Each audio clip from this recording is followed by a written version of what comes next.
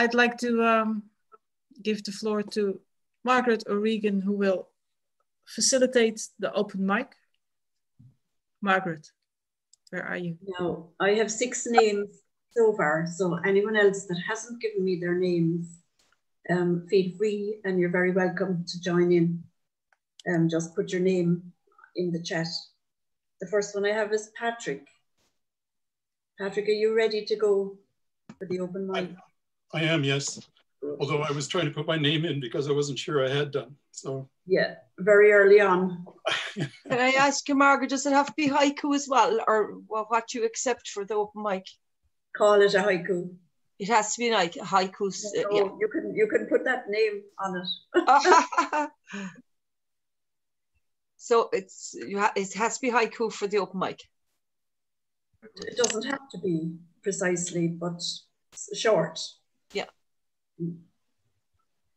So I'll begin. Okay, Patrick. Thanks for this opportunity. I've been writing these since about the 70s.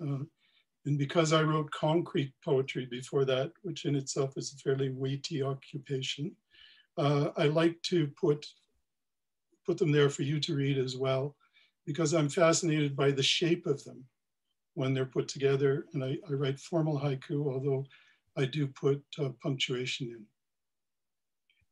So suddenly anger, no explanation, nothing, wind over water. I really like to move from an external factor to an internal factor. So, water in bottles, Cairo at noon. I send you postcards without words.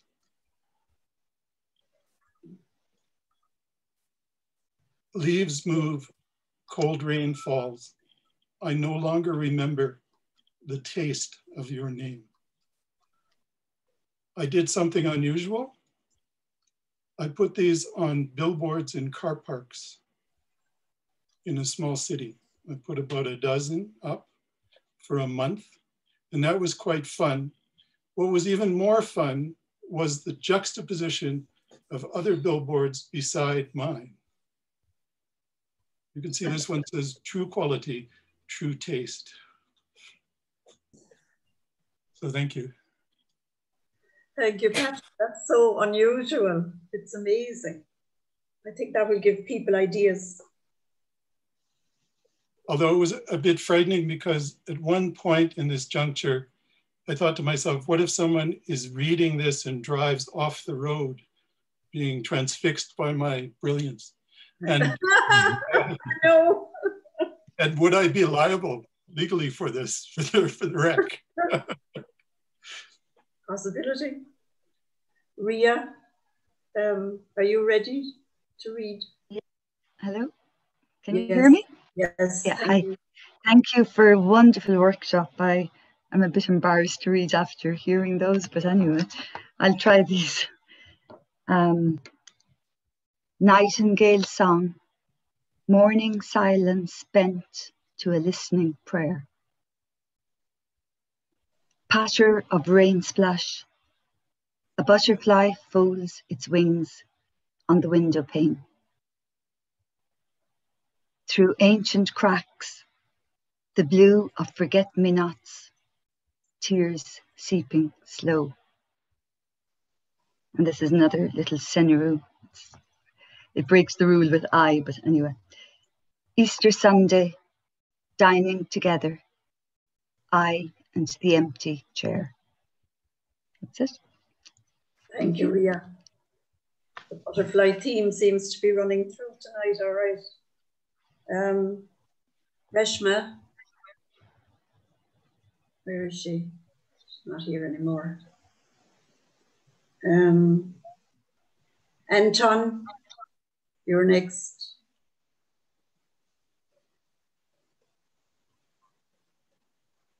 You're muted. Right. I'll read 3 haiku and a haibun, short one. As it's autumn, artichoke flowers singed to blue summer's end.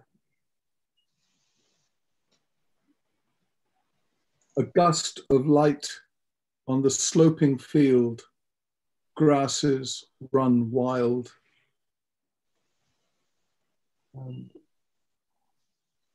The moon's pull, shaping the curve inside the wave.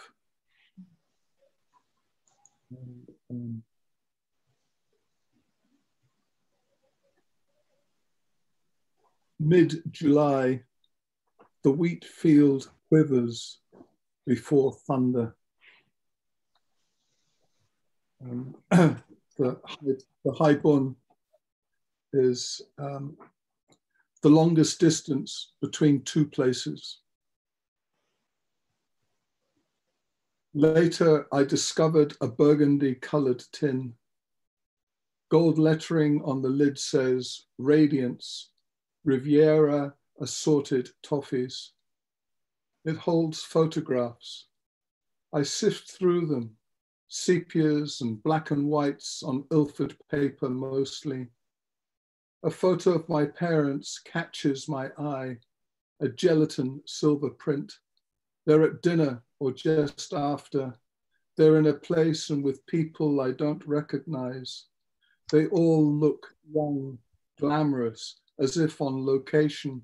A brightly lit terrace of a colonial hotel, a mountain resort offering summer cool. Questions come. I improvise scenarios. I know the picture is a memory I cannot have, yet it possesses me. Wow. Noises off, spilling into the limelight, the foxed mirror. It's beautiful. Thank you, Anton. I'm with John. It's wonderful to hear all these haikus, but I see that minimalist poetry or haiku poetry, generally speaking, is a sister science to mathematics. And I remember being in the staff room with a very practical English mathematics teacher. And he was not really given to anything poetic. And we shared a desk in the staff room. And he came into the staff room one afternoon and he was shaking his head wildly. And he had very curly hair. And he was shaking his head. He said, sheer bloody poetry, sheer bloody poetry. And he was going on like this for hours. And I said, when he calmed down, I said, what's this poetry coming from you, Leslie? And he says, it's Sami Amar. Sami Amar was a Palestinian refugee in Cyprus. And he never wore a tie because he was in mourning for his country. And he said, Sami Amar, he solved an equation in 3 lines. And it took me 9. Sheer bloody poetry, sheer bloody poetry. And it just seems to me that when you're writing poetry, if you can say as much as you can with the fewest possible words, then you're achieving something really beautiful. And every mathematician or scientist that I've ever come across, when they talk about mathematical formula, they say, oh, that's very elegant. And the closer they get to the elegance of the formula, the closer they are to truth. And I think there is that, there shouldn't be any kind of division between art and science or religion and science and so on. I think we're all a bit messed up in this world because we make these arbitrary divisions. There's only one subject in school and that's life. And we need to go that way. So anyway, thank you very much for listening and participating, and keep writing, for God's sake. Hello, Imelda, up in the far north. And it's good to meet everybody. Keep writing, Sebastian, you're amazing me. Thanks, Anton. Hugh, are you ready with yours? You're muted. Yeah, hi, thanks, I'm okay. Hi, I'm Hugh and I'm an alcoholic. Oh, sorry, wrong Zoom meeting there. Hi. Thanks very much, Anton. Great to see you again. This is the Buddhist now in Glasgow. And I have a product here that might be of interest to you. I don't know if you can see it. It's called Haikubes. And it's just a bunch of small phrases and single words which you pour out random. And then you can pick out your haiku from it, a few different words.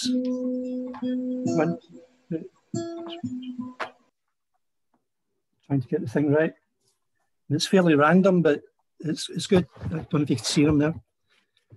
So I'll just read what this one has. Over the wintry forest, winds howl and rage, with no leaves to blow. I mean, that's a rubbish one. That doesn't really work. But obviously, there's much better ones if you keep doing it every time. And I'm selling this in the shops. This is $19.99 for this week only. You can get this returner. If anybody's interested, just get one to Mo's. Okay. Oh, and sorry, I do have one more haiku I wrote earlier on, but I never read it out. The glitched frog woke, unsure whether to croak or whistle to the moon. Okay, thank you.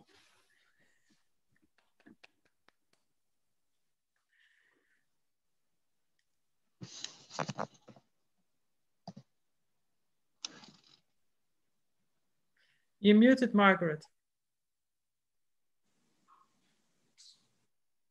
Standard to silence. Margaret. Thanks. Annie, I have down next, but I think she's gone, is she? I was gone, but then I got back. Sorry, Annie. Okay, I disappeared and I couldn't figure out why I disappeared. And then I came back. So Good. yeah, And you did. Thank you. I'm happy to read one. I've absolutely enjoyed this evening so much. I've been meaning to join the meetings for ages and never got around to it. And then I saw haiku and I thought, oh wow, I need to go to that. And was absolutely thrilled. And then saw in the intro about these high buns, which I'd never heard of before. So I already have, had a wonderful evening and learned so much new, including a whole new form. So I'm thrilled, absolutely thrilled. This is a haiku that I wrote in Irish last summer. And I'm not a native Irish speaker, but I don't write a lot of poetry, but for some reason I was drawn to write this and I was drawn to write it in Irish. So I did. I was on a retreat, a meditation retreat at the time, and it was in the UK and it was stultifyingly hot. It was 30 degrees. And this is what I wrote. Níl puch gweha aun in yov ach harigamid an all on dawan. And I've been trying to translate it, and I think I'll be trying to translate it for a long time. But the basics that I came up with are: there isn't a puff of wind today, but we all breathe the world. Thank you, Annie. Thank you. Mags, you're muted.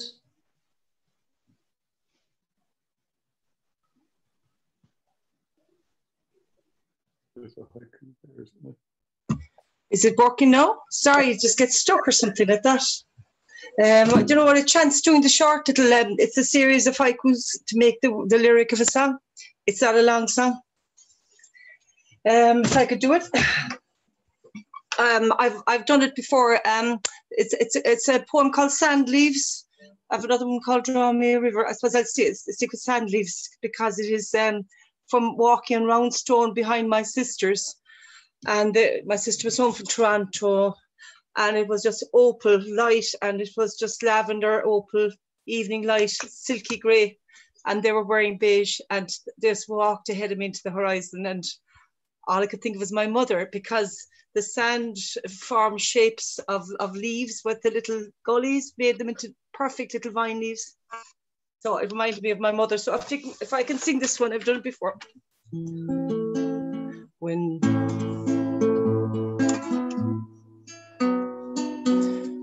moon rocks beached on round stone, dunes of milk white sand, moved with silk and hourglass sound.